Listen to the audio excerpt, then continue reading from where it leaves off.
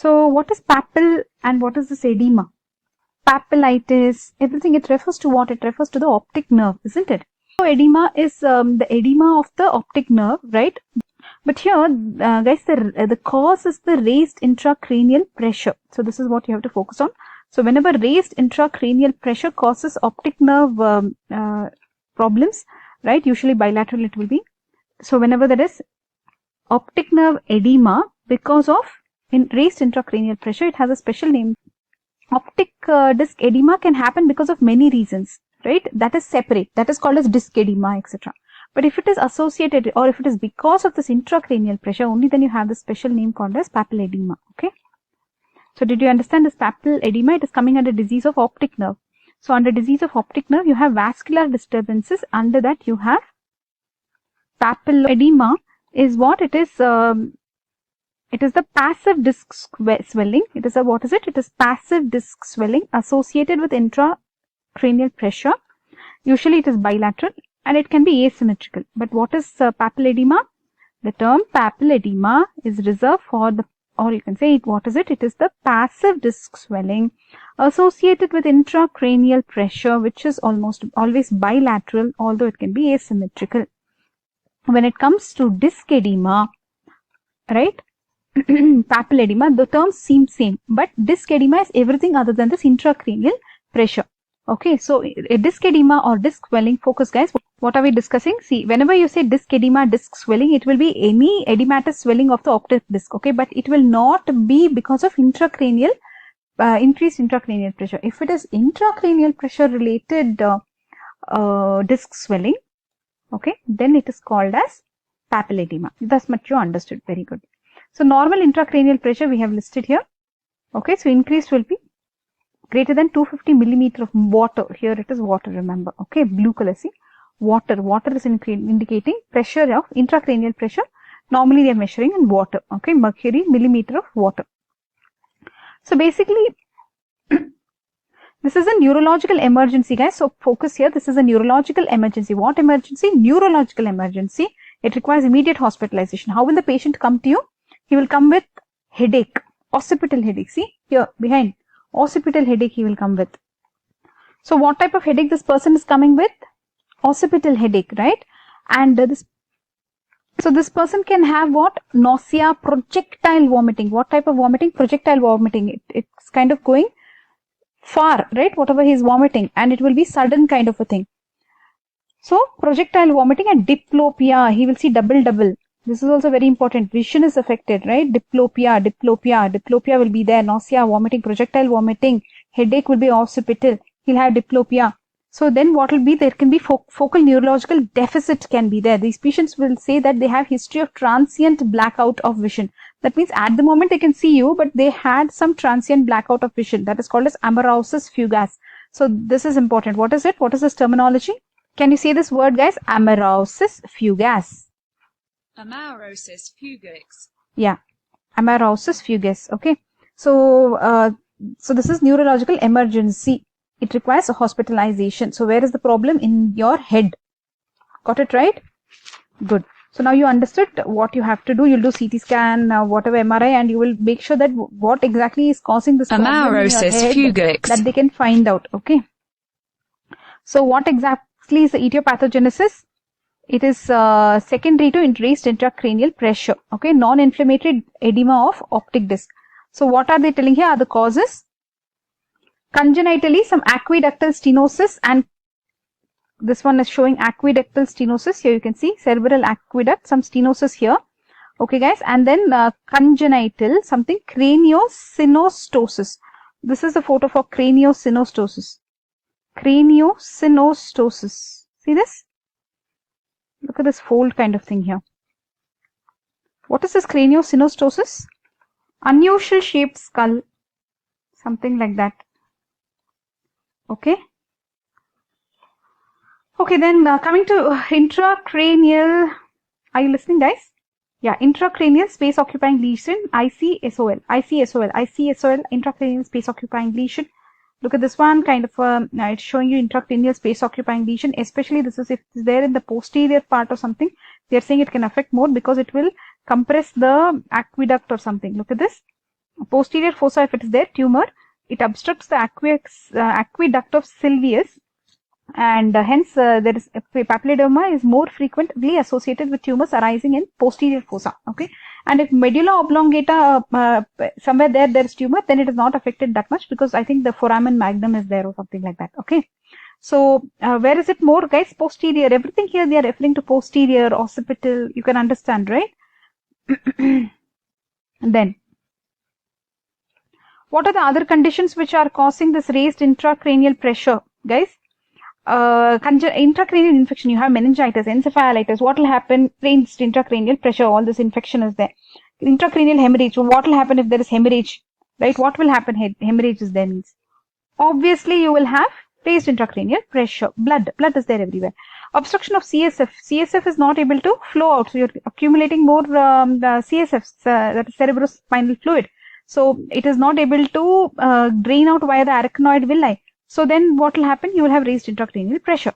Tumors of spinal cord, guys, spinal cord tumors also can give rise to papilledema. So you are looking at what and all is increasing your intracranial pressure. Idiopathic also can happen. That means idiopathic intracranial hypertension. So it was earlier called as pseudo tumor cerebri. That means some unknown reason is causing your increased intracranial pressure, some intracranial hypertension, IIH. Okay, so this is an important cause of raised intraocular pressure. It is poorly understood, it seems. They will see it in young obese women. Focus, guys. What are we looking at? Young obese women. Yes. These people will have what? Chronic headache, more in the morning, pulsating, occipital, projectile vomiting. Again, they are mentioning. Okay. Then they will have bilateral papilledema. Obviously, they said bilaterally is very common, right? They don't have any ICSOL or enlargement of ventricle. Nothing is there. But intracranial pressure is more. They didn't understand it very well. Then what treatment they'll give then? Interesting. So these are all some causes. Let us see some more causes are there of raised intracranial pressure. Systemic conditions like malignant hypertension, pregnancy-induced hypertension, cardiopulmonary insufficiency, blood dyscrasias, nephritis, all of these will increase what? First of all, it will increase your systemic condition hypertension. Then it will result in intracranial pressure maybe. Or what are they saying? Directly papilledema can happen, but papilledema has to be associated with intracranial pressure, right?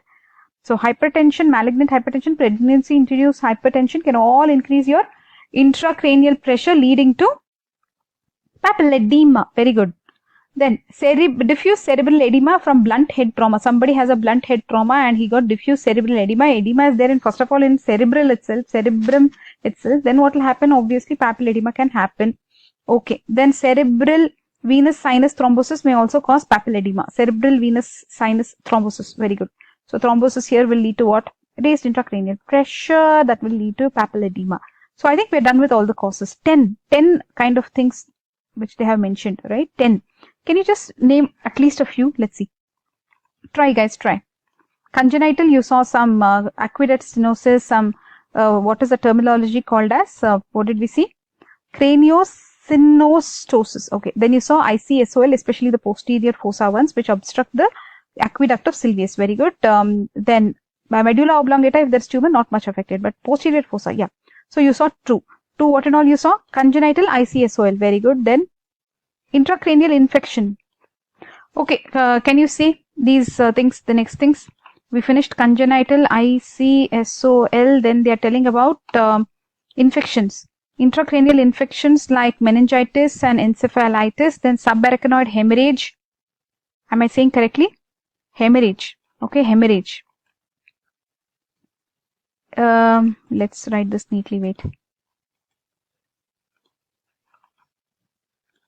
Hemorrhage. Very good, guys. You took a break, small break. Yeah. Focus here. Hemorrhage. Then obstruction of CSF absorption. Very good. Then spinal cord tumor. Very good. Then say some more things. Idiopathic, that young obese women. Very good. Then systemic conditions like malignant hypertension, pregnancy-induced hypertension, etc. Then diffuse cerebral edema because of blunt trauma. You got hit in the head. What else will happen? Cerebral venous sinus thrombosis. Okay. Very good. So hope you can remember all these 10 etiopathogenesis of what? Papilledema. Very good. So now we will move on to unilateral versus bilateral. I would say bilateral versus unilateral. Why, you know? Because bilateral is more common, that you already know. and majority of cases it will be bilateral, and that it can be asymmetrical. So there can be unequal edema, papilledema on both sides of your eyes. So mostly it is bilateral. Then unilateral can happen when if there is ocular or orbital lesions. This can happen unilateral. If it is ocular or orbital lesions, then it is unilateral. But we are talking more about intracranial pressure, isn't it? So why are they talking about these lesions? Anyways, remember, what is it? Bilateral, bilateral, bilateral. Both the eyes are affected. It can be unequal. So unequal change can occur. For that, they're giving some theories. Okay, why can there be unequal change? There is some Foster-Kennedy syndrome and pseudo Foster-Kennedy syndrome. Here they are telling that optic atrophy on the side of lesion, so if the side of lesion is one side, okay, this side there is some lesion. In the opposite side, there will be papilledema. That is some Foster-Kennedy syndrome. It is associated with olfactory or sphenoidal meningiomata and frontal lobe tumor. So is there some frontal lobe tumor, sphenoidal, meningiomata, olfactory smell, right? That is again frontal, I thought. Yeah. So this occurs pressure. So what will happen? Optic atrophy will be on one side. Okay, focus guys. What is it? Some lesion on one side and papilloedema on other side due to raised intracranial pressure. Pseudo Foster-Kennedy syndrome associated with unilateral papilledema. See, there's unilateral here. Okay, both are unilateral, but it's unequal change. Unilateral papilledema associated with raised intracranial pressure, pre-existing optic atrophy. See, basically, again, this is on the other side, but here there is some pre-existing optic atrophy. Okay, guys, did you understand anything at all? What is the syndrome name? At least you remember. Tell. What is it? Foster-Kennedy syndrome. Very good. Will you forget this name in the exam? Foster-Kennedy syndrome. Yeah, Foster-Kennedy syndrome. For what is this? Papilloedema. Say that also. Foster-Kennedy syndrome. Papilledema. Yeah, papilledema is what we are reading. Okay. Now they have explained some Foster-Kennedy syndrome here with some examples. If you want, you can look at this. We are not going into much details. Pathogenesis. Now here they are trying to say why a raised intracranial pressure should affect your optic nerve and disc and all that, right? So let's look at that. Okay. So some HAYREH theory. Okay. This one they are explaining that papilledema develops as a result of stasis of axoplasm, orthograde flow. See, there is some nerve here. So there is some anterograde transport, that is from up to down. Retrograde is backwards, it's going obviously, and the orthograde, this one is affected because of all this raised intracranial pressure. Whose theory is HAYREH theory in papilloedema? Okay guys, see, stasis of axoplasm. So axoplasm is not able to flow, is it? Anterograde transport. So what is happening guys here? So in the perilaminar region of optic disc, so you know where this perilaminar, around this lamina cribrosa, some perilaminar region of optic disc, what is happening? Because of some pressure gradient, because of this pressure gradient, disturbance in this pressure gradient, so because of this increased tissue pressure, so there will be axoplasmic stasis in the prelaminar region. So there will be axonal swelling. Okay. So there will be venous congestion, ultimately extracellular edema. What edema? Extracellular edema, don't forget, okay? Did you understand guys what and all is happening? So what did this HAYREH tell? What did it tell?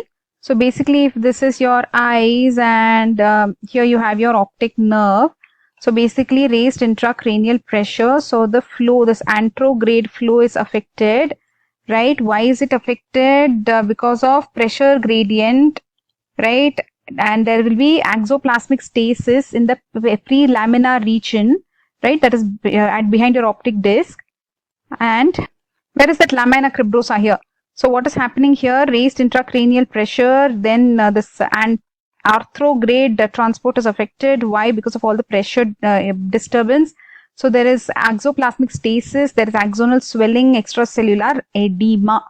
Okay. While ocular hypotony alters it by lowering the tissue pressure. So some hypotony means less intraocular pressure, right? That also they are telling. So where is all this issue occurring? Here. You see these dots. These dots. Yeah.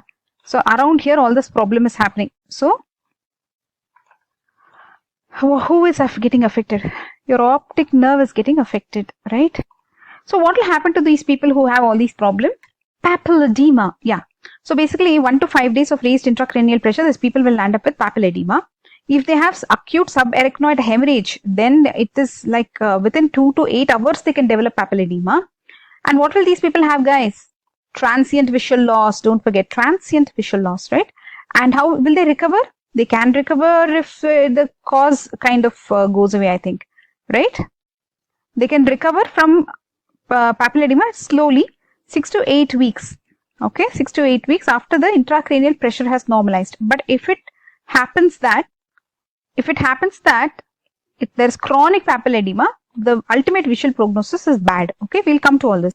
So next, what we have to look at, clinical features, guys. Just let's see how many slides are still left. Okay, clinical features you have to look at. Basically, you know that what and all they will come with complaints. What will they come and tell you? They will come and tell you, I have amaurosis fugas. That's what they will tell you. They have amaurosis fugas. What was that? Transient blackout of vision. That's what they will tell you. Right, and this clinical features of papilledema you can describe under 4 stages. They are saying early, fully developed, chronic, atrophic.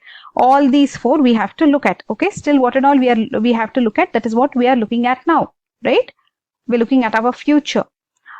Early incipient papilledema. Okay, what and all early, what and all will be there. Early, nicely they are able to see. Okay, that much we know. Visual fields are fairly normal. Okay, some fundus changes are there. Then you have some established fully developed papilledema, what and all will be there. You have some patons, lines, etc. We have to look at that. Then chronic or long standing. This is what they said, right? Where it will be prognosis, visual prognosis will be bad. So this is vintage papilledema, vintage. Here they have some champagne cork dome appearance of this optic disc, and visual blind spot is enlarged. Then there is some corpora amaurosis, that is small drusen's like crystalline deposits, right? So that's what is happening. We have to look at that. These are some fundal images. Okay, so this is the early one, this is the fully developed one, this one we are looking at now. What is this? Chronic one, vintage, drusen's, etc. Corpora amaurosis. Okay, then atrophic papilledema we have to look at. Atrophic papilledema, what will you see? You only tell, guys. This is the 4th one, atrophic. What will happen? Severely impaired visual acuity, pupillary reaction also is impaired, some ophthalmoscopic findings, visual field concentric contraction of peripheral fields. So this much that guy can see, then he can see only so much, then so much. So kind of concentric contraction of the peripheral fields is apparent in as atrophy sets in. Okay, so there's some differential diagnosis that also we have to look at for papilloedema. The differential diagnosis will be pseudo papilledema. What is that? Pseudo papilledema and papillitis. Papillitis you have seen, right? Optic neuritis you have seen, papillitis, retrobulbar neuritis, and what is the other one? You remember optic neuritis video, guys? There you have seen papillitis where only the optic disc is affected, and then you have neuroretinitis where the optic disc and the retina is affected, right? Then retrobulbar neuritis where behind this optic disc the optic nerve is affected, right? So all this you have seen. So they are saying you have to try to differentiate it from papillitis, because papillitis also optic disc is affected, right? Pseudo papilledema. All these 2 things you have to differentiate from. For that they have given some table. Okay, what is there in this table also we have to look at. Papilledema, papillitis, pseudo papillitis. All this we have to look at. Let's take up all this in the next video, guys. From these 4 clinical stages, then differential diagnosis, treatment, etc. we will look at. Anyways, treatment is the cause you will have to remove, guys. That's it. Otherwise, what will you do? You will give things to reduce the pressure, etc. Take a recap of what we have seen in this video. Papilledema, basically it's a disease of optic nerve. So it is coming under diseases of optic nerve here. And basically what is it? It is passive disc swelling associated with raised intracranial pressure. Remember, intracranial pressure will be more. That is why there will be what? Passive disc swelling. With disc, optic disc swelling, it will usually be bilateral, though it can be asymmetrical, right? So what will you see in these people? It is an emergency. Remember, which type of emergency? Neurological emergency. More than ophthalmic. This thing is neurological emergency. These people will come with occipital headache, nausea, projectile vomiting, transient loss of vision, diplopia, very important. They have what? Transient loss of vision.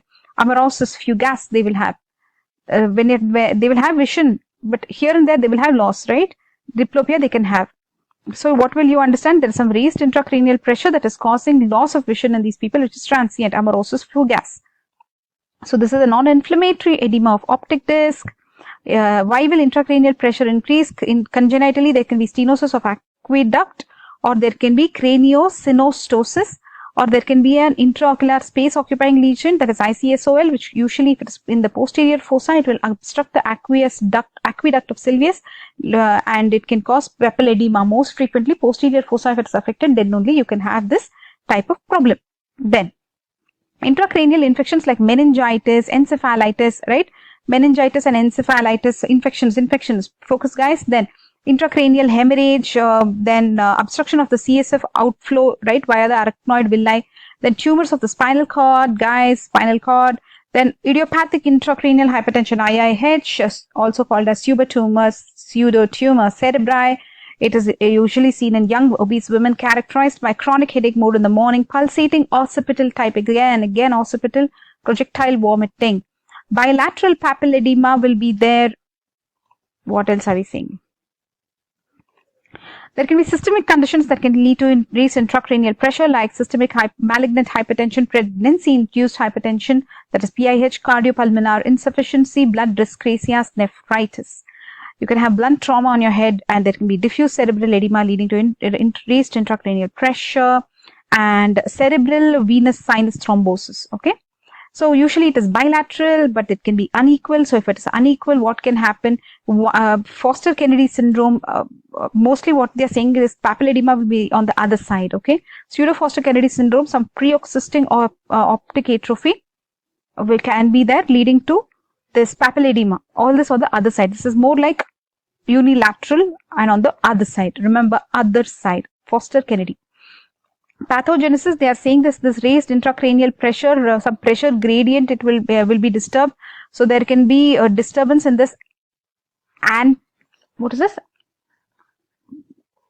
Anterograde, you should write here. Okay, anterograde flow of the axoplasm. So there will be stasis of axoplasm. So whenever there is axoplasmic stasis in the prelaminar region, that is where behind your optic disc, that is your lamina cribrosa, there what can happen? There will be axonal swelling, then there can be extracellular edema.